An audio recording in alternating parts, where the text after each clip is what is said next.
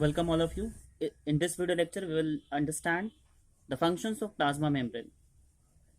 The very first function of plasma membrane is to transport various substances in and out of the cell.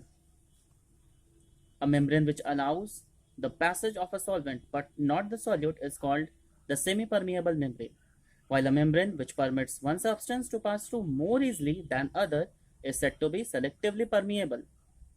Since plasma membrane allows the movement of both solvents and solutes, but after selection, so a plasma membrane is a selectively permeable membrane.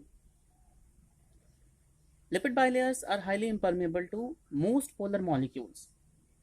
To transport a small water-soluble molecule in or out of the cell or intracellular membrane in closed compartments, the cell membrane contains various membrane transport proteins, each of which is responsible for transferring a particular solute or class of solutes across the membrane. Basically, there are two classes of membrane transport proteins. The first one is transporters and the second one is channels.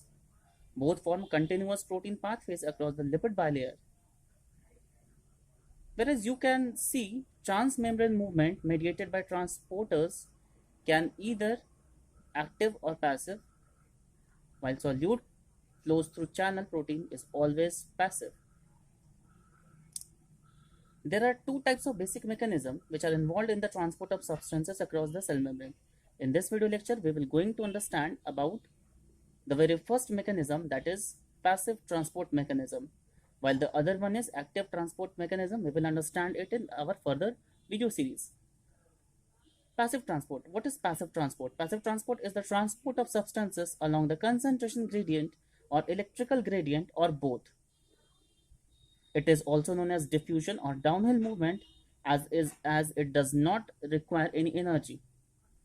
Here the substance moves from one region of higher concentration to lower concentration. Thus, the diffusion can be categorized into following three headings. The very first one is simple diffusion through lipid layer. The second one is simple diffusion through protein layer. And the third one is facilitated or carrier mediated diffusion. Let us understand each of them one by one.